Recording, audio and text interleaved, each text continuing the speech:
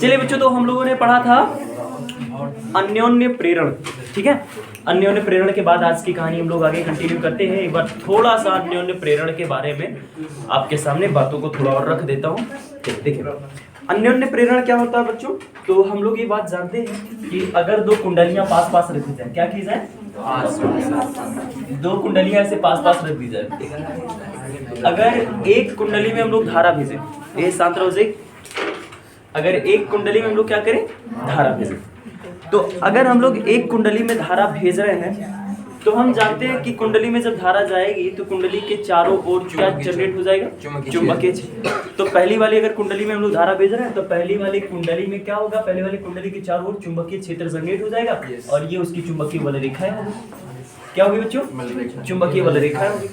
और अगर बच्चों हम लोग इस कुंडली में बहने वाली ये जो धारा है, इस धारा के मान को चेंज करें, क्या करें भैया, धारा के मान को कंटिन्यू बदले, तो धारा के मान को लगातार बदलने से हम लोग कुछ देखने को पाएंगे। अगर यह धारा का मान लगातार चेंज होता है तो ये जो चुंबकीय बल रेखाएं हैं ये भी तो लगातार बदलती रहती है। और क्योंकि दूसरी वाली कुंडली उन्हीं चुंबकीय बल रेखाओं के द्वारा घिरी हुई है, इसका मतलब ये है कि जब हम लोग पहली कुंडली में बहने वाली धारा का मान चेंज करेंगे तो दूसरी वाली कुंडली से बद्ध चुंबकीय फ्लक्स में परिवर्तन होगा। और अगर दूसरी कुंडली से बद्ध चुंबकीय फ्लक्स में परिवर्तन हो रहा है तो हम कहेंगे कि दूसरी कुंडली में विद्युत चुंबकीय प्रेरण की घटना घटेगी।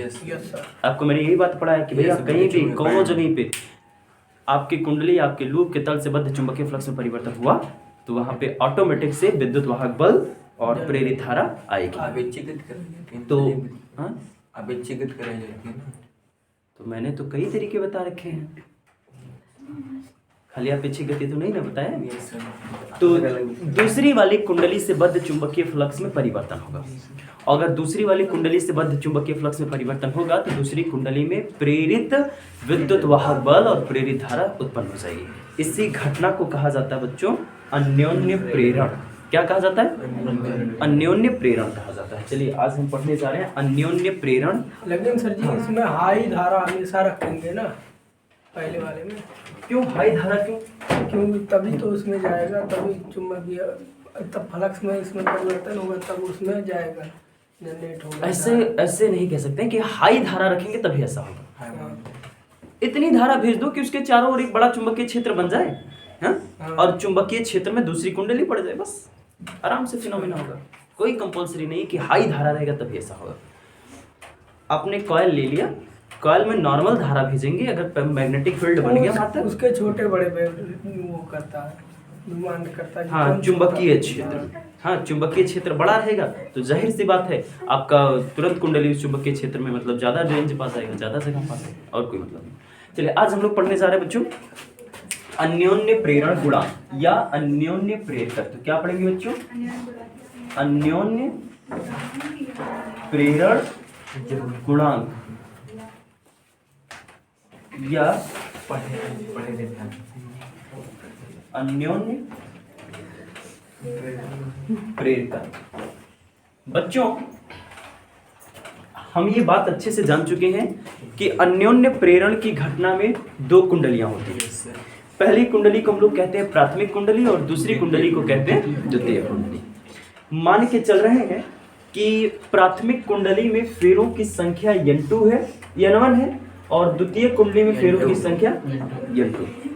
और पहली कुंडली से बद्ध चुंबकीय फ्लक्स मान के चल रहे हैं Φ1 है और दूसरी कुंडली से बद्ध चुंबकीय फ्लक्स Φ2। तो पहली कुंडली में अगर मैं फ्लक्स ग्रंथिका की संख्या की बात करूं तो क्या N1 Φ1 नहीं होगा? क्या अगर मैं द्वितीय कुंडली में फेरों की संख्या की बात करूं तो N2 Φ2 नहीं होगा? होगा। और बाबू लोग हमने स्वप्रेरण की घटना में ही ये बात पढ़ा हुआ है कि अगर प्राथमिक कुंडली में जो भी धारा बहती है, अगर उस धारा के मान में हम लोग परिवर्तन करते हैं, धारा के मान में हम लोग परिवर्तन करते हैं तो ही जाकर के सारी फिनोमिना होती है। ठीक वही घटना यहाँ देखने को मिल रही है कि नहीं मिल रही? कि जब हम लोग प्राथमिक कुंडली में धारा का मान बदल रहे हैं तो ही जाकर के द्वितीय कुंडली में सारी फिनोमिना हो रही ना। ठीक, तो अब जरा देखो द्वितीय कुंडली में ये जो फ्लक्स ग्रंथिका की संख्या है, द्वितीय कुंडली में फ्लक्स ग्रंथिका की संख्या N2 Φ2 प्राथमिक कुंडली में प्रवाहित धारा के अनुक्रमानुपाती होती है।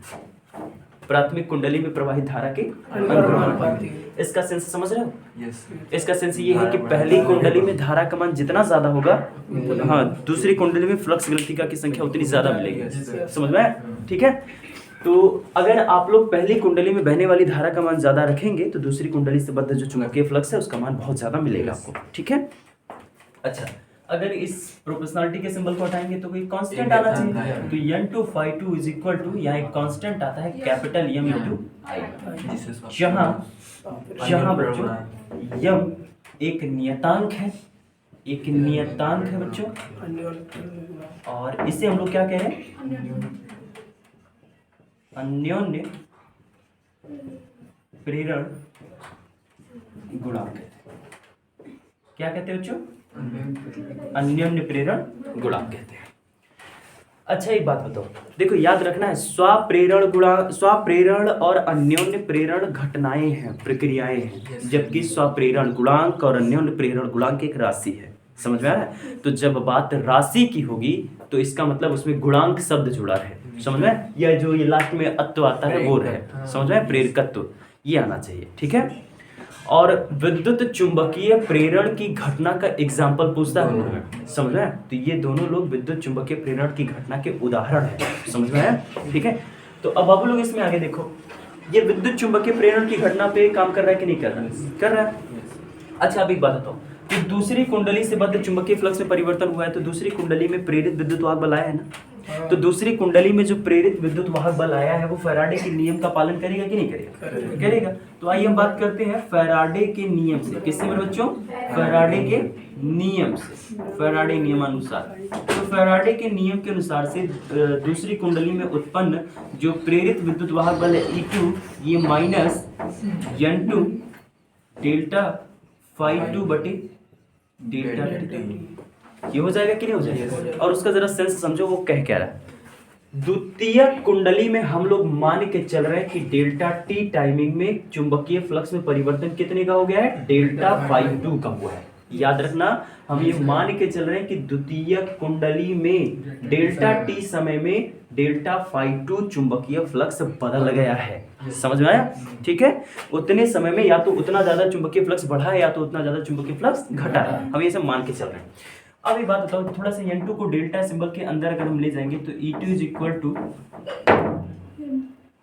माइनस डेल्टा N2 phi2 बटे डेल्टा टी।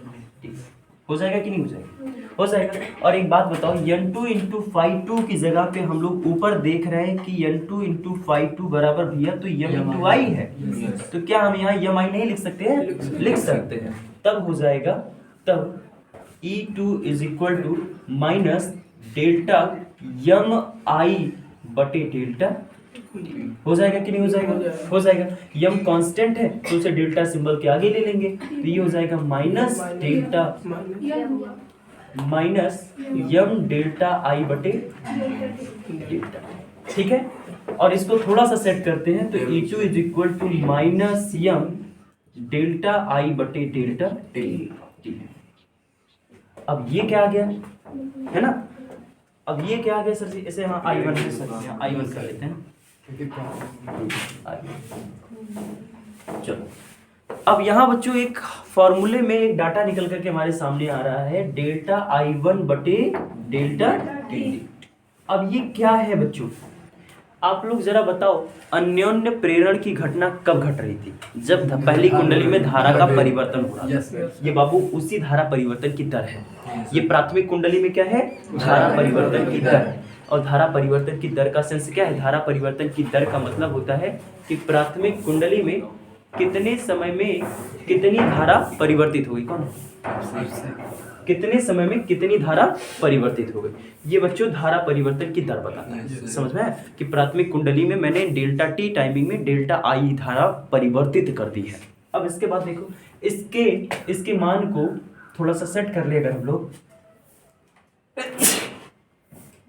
धारा परिवर्तन की दर, धारा परिवर्तन की दर। अच्छा, किस कुंडली में?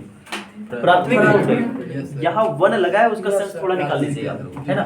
या इसे हम लिख सकते हैं M is equal to minus E2 बटे डेल्टा I1 बटे डेल्टा क्या ऐसा लिख सकते हैं? यस। बिल्कुल लिख सकते हैं, क्या दिक्कत है? ठीक है।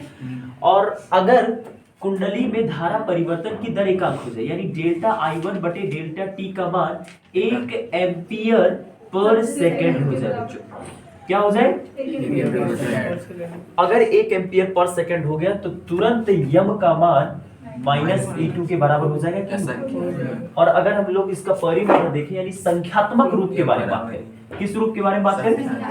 संख्यात्मक रूप के बारे में अगर हम बात करें तो इसका संख्यात्मक रूप का सेंस समझ रहे हो कि नहीं समझ रहे हो? माइनस सिंबल लेकर के, माइनस सिंबल तो इस बारे में हमें जानकारी देता है ना भाई, कि वो लेंज के नियम के बारे में, उसके बारे में बताता है। आई बात समझ में? हम उस सिंबल को अगर हटाएं, खाली संख्यात्मक रूप में अगर हम इसको व्यक्त करें तो ये m बराबर E2 और m बराबर E2 का जरा अर्थ समझो आप लोग, कि अगर प्राथमिक कुंडली में, कहा बच्चों? प्राथमिक कुंडली में धारा परिवर्तन, किसकी बच्चों? धारा परिवर्तन की दर एकांक हो, धारा परिवर्तन की दर एकांक हो अगर, समझ में आया? तो बाबू लोग द्वितीयक कुंडली में, किसमें? द्वितीयक कुंडली में E2 यम के बराबर होगा। E2 मतलब द्वितीयक कुंडली में उत्पन्न प्रेरित विद्युत वाहक बल, और ये मतलब अन्योन्य प्रेरण या अन्योन्य प्रेरण गुणांक या अन्योन्य प्रेरक। अब यहाँ से एक नया डेफिनेशन और निकल करके आता है बच्चों, और वो डेफिनेशन ये है कि यदि प्राथमिक कुंडली में धारा परिवर्तन की दर एकांक हो तो द्वितीय कुंडली में उत्पन्न प्रेरित विद्युत वाहक बल अन्योन्य प्रेरण गुणांक है। समझ में आया? ठीक, तो ये है बच्चों हमारा अन्योन्य प्रेरण गुणांक या अन्योन्य प्रेरकत्व का कंटेंट। चलिए आगे देखते हैं, कोई डाउट समझने में?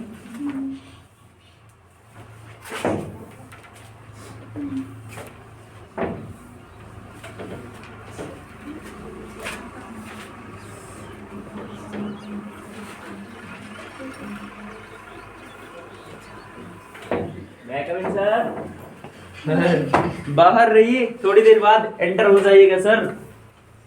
जी 8:20 तक बाहर खड़ा है। ठीक है, 8:45 तक और रह ले थोड़ी देर, बस 15 मिनट। चलिए, इसके बाद अब हमें पढ़ना है बच्चों भंवर धाराएं। भंवर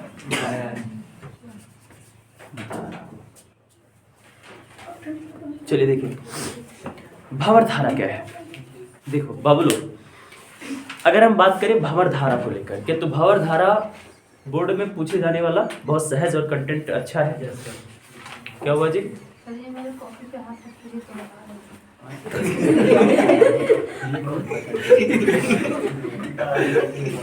क्या कर रही थी? नहीं, उसके बाद क्या बोली?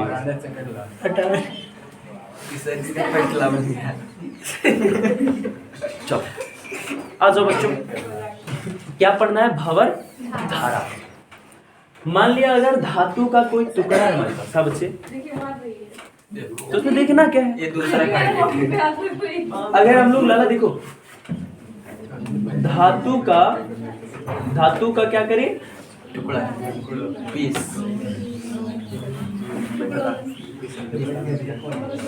धातु का एक टुकड़ा रखें, ठीक है?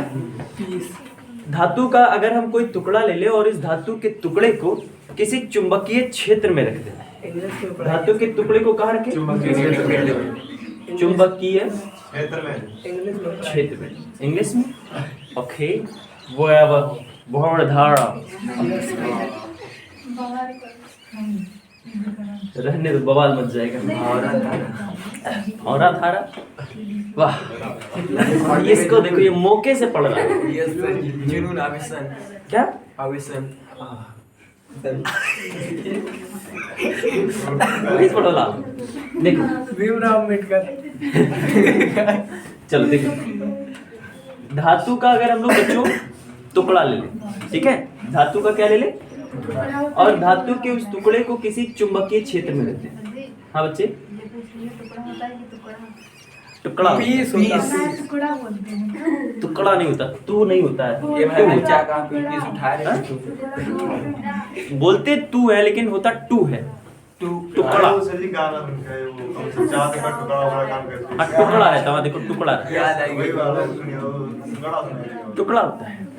टुकड़ा गाना सुनी सर हाँ? ये वो के सुनेंगे तो क्या होगा? अच्छा देखो, अगर हमारे पास धातु का कोई टुकड़ा है, धातु का क्या रहे? टुकड़ा है। हाँ, पीस कह सकते हैं। अगर धातु का टुकड़ा है हमारे पास और उस धातु के टुकड़े को कहाँ रखा जाए? चुंबकीय क्षेत्र चुंबकीय क्षेत्र में रखा जाए। अब देखो, अब इसमें इस कंडीशन में दो चीजें हो, या तो तुम धातु के टुकड़े को लगातार चुंबकीय क्षेत्र में गति कराओ, यस सर या तो तुम्हारा चुंबकीय क्षेत्र परिवर्तित हो। दोनों में से कोई एक होना चाहिए। समझ में आया? यस सर या तो धातु का टुकड़ा लगातार चुंबकीय क्षेत्र में गति करे, या तो आपका चुंबकीय क्षेत्र परिवर्तित हो। समझ में आया? ये दो में से कोई एक फिनोमिना जरूर होना चाहिए। दिख रहा है वहां से? Very good, very good well done. अब होगा क्या? तो धातु का जो सतह है उस सतहों से बद्ध चुंबकीय फ्लक्स में परिवर्तन होगा। इन दोनों में से कोई भी क्रिया हुई तो होगा जरूर। यस सर समझ में? अगर आपके पास एक समान चुंबकीय क्षेत्र है और उस एक समान चुंबकीय क्षेत्र में अगर आप लोग धातु के टुकड़े को लगातार गति करा रहे हो तो धातु के टुकड़े से बद्ध चुंबकीय फ्लक्स में परिवर्तन नहीं होगा? होगा। क्यों नहीं होगा भाई? होगा और अगर धातु का टुकड़ा स्थिर है, चुंबकीय क्षेत्र ही परिवर्ती है। परिवर्ती का मतलब लगातार बदलने वाला चुंबकीय क्षेत्र। तो ऐसे होने पर भी आपके धातु के टुकड़े में लगातार चुंबकीय फ्लक्स में बदलाव आएगा मेरे बच्चों। और चुंबकीय फ्लक्स में बदलाव मतलब क्या? समझ में आ गया? यस सर तो जैसे चुंबकीय फ्लक्स में परिवर्तन होता है तो हमारे इस धातु के टुकड़े में एक धारा जनरेट होती है, और ये जो धारा उत्पन्न होती है वही प्रेरित धारा ही है। यस सर जी लेकिन ये जो जनरेट होती है, जैसे अगर कोई धारा किसी वायर में जनरेट हो जाए Yes, sir. तो उसमें आप लोग क्या नाम है, धारा घनत्व तो पड़ेगी, Yes, वो sir. अपनी लंबाई के अनुदिश प्रवाहित हो जाती है। धारा घनत्व लेकिन धातु के टुकड़े में लंबाई कहाँ मिलती है उसको? किसी जगह लंबाई होती नहीं, सतह होता है, आयतन होता है, क्षेत्रफल होती है, ये सारी चीजें होती है। Yes. तो अब धारा मजबूरन वहां पे जल में जैसे भंवरे जनरेट होते हैं उसी प्रकार से यहाँ पे चक्कर लगाने लगता है, और इस धारा को हम लोग कहते हैं भंवर धारा। तो भंवर धारा किसे कहा जाता है बच्चों?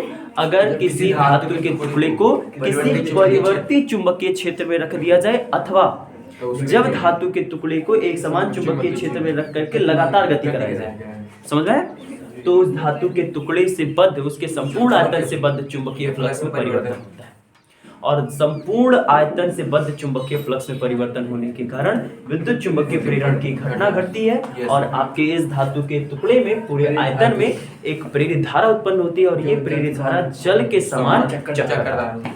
इसी धारा को हम लोग कहते हैं बच्चों भंवर धारा। समझ में आया? तो भंवर धारा क्या होता है, समझ गए? यस ठीक है बाबू। भंवर धाराओं के बाद अंतिम लास्ट इस चैप्टर का टॉपिक है जिसे भंवर धाराओं के उपयोग। अच्छा, हानियां भी है। चलो, तो सबसे पहले पढ़ लेते हैं भंवर धाराओं से हानियां। क्या पढ़ लेते हैं बच्चों? हानियां। भंवर धाराओं से हमें हानियां क्या है? देखिए, भंवर धाराओं की बेसिकली जो हानियां हमें दिखाई पड़ती है सबसे ज्यादा व्यवहारिक जीवन में, वो ट्रांसफार्मर में दिखाई पड़ती है। समझ में आया? कहाँ दिखाई पड़ती है? ट्रांसफार्मर में। ट्रांसफार्मर में हम लोग करते क्या है कि वहां पे हाई वोल्टेज को लो वोल्टेज में, या लो वोल्टेज को हाई वोल्टेज में चेंज करते हैं। भंवर धारा, अच्छा, भंवर धारा काफी स्ट्रॉन्ग होती है। भंवर धारा इतनी प्रबल होती है कि लोहे के टुकड़े को ये गलाने में भी सक्षम होती है। समझ में आया? क्योंकि यहाँ पे वैद्युत ऊर्जा का ह्रास ऊष्मा के रूप में बहुत ज्यादा होता है भंवर धाराओं के टाइमिंग में। ठीक है, तो भंवर धाराओं से हानियां क्या होती है कि अगर जैसे by the way voltage transformer है, ट्रांसफार्मर अन्योन्य प्रेरण की घटना पर काम करने वाला एक उपकरण है जो हाई वोल्टेज को लो वोल्टेज में या लो वोल्टेज को हाई वोल्टेज में कन्वर्ट करता है। ठीक है, दो प्रकार के ट्रांसफार्मर होते हैं, और कोई एक प्रकार का ट्रांसफार्मर, मैंने जो कहा पहले, वो काम करता है मतलब हाई वोल्टेज को लो वोल्टेज में, और दूसरे प्रकार का ट्रांसफार्मर लो वोल्टेज को हाई वोल्टेज में कन्वर्ट करता है। तो बच्चों, जब ट्रांसफार्मर में हम लोग बाय द वे मान के चल रहे हैं लो वोल्टेज लगा दिए हाई वोल्टेज प्राप्त करने के लिए। ठीक है, अब लो वोल्टेज हमने लगाया। अब ट्रांसफार्मर की जो पत्तियां होती है, ट्रांसफार्मर की जो बॉडी होती है जहाँ कॉइल लिपटा होता है, वो पतली पतली लोहे की पत्तियों से बनाया जाता है। और अगर पतली पतली लोहे की पत्तियां ना बना करके वहां हम लोग एक मोटा सा लोहे का आयतन ले लें, तो अब वहाँ भंवर धाराएं उत्पन्न हो सकती हैं, क्योंकि वहाँ जो चुंबकीय क्षेत्र पैदा होता है वो परिवर्ती होता है। आगे मिलेगा, परेशानी हुई है, अभी खाली कंटेंट सुन लेते हैं। तो वहाँ पे जो चुंबकीय क्षेत्र जनरेट होता है ट्रांसफार्मर के अंदर, वो परिवर्ती चुंबकीय क्षेत्र होता है, क्योंकि वो प्रत्यावर्ती धारा के कारण होता है। अब परिवर्ती चुंबकीय क्षेत्र में लोहे का जो फ्रेम है पूरा, वो धातु का एक टुकड़ा ही तो ही है। अब उसमें जब परिवर्ती चुंबकीय क्षेत्र में तुम उसके रखे हुए हो, तो क्या वहाँ भंवर धाराएं नहीं उत्पन्न होंगी? और वहाँ भंवर धाराएं जब उत्पन्न होंगी, तो जो वोल्टेज आपने इन्वेस्ट किया है बढ़ाने अथवा घटाने के लिए, उस वोल्टेज का आधे से ज्यादा मात्रा तो ऊष्मा के रूप में जनरेट हो जाएगी। समझ में? तो भंवर धाराओं से हमारी ये हानियां हैं। अब उसके बाद आता है भंवर धाराओं के हानि हाँ अनुप्रयोग या उपयोग कह सकते हैं। तो बच्चों भंवर धाराओं के जो उपयोग है निम्नलिखित जगहों पे है। जैसे भंवर धाराओं का सबसे गजब का उपयोग हम लोग प्रेरण भट्ठी में देखते हैं। कहाँ देखते हैं बच्चों? हाँ, प्रेरण भट्ठी में देखते हैं। प्रेरण भट्ठी में धातुओं को पिघलाने उगलाने के लिए एक भट्ठी है, तो वहाँ पे हम लोग भंवर धाराओं को यूज करके काफी ज्यादा टेम्परेचर एक तो देता है, ऊष्मा के रूप में ज्यादा जनरेट होती है भंवर धाराएं, है ना। तो भंवर धाराओं का उपयोग करके हम लोग प्रेरण भट्ठी चला लेते हैं। उसके बाद इसका उपयोग होता है वैद्युत ब्रेक में, है ना। किसमें बच्चों? वैद्युत ब्रेक में इसका प्रयोग किया जाता है। और भंवर धाराओं का उपयोग किया जाता है प्रेरण मोटर में, प्रेरण मोटर में, और होता है दोलन रुद्ध मापी में, दोलन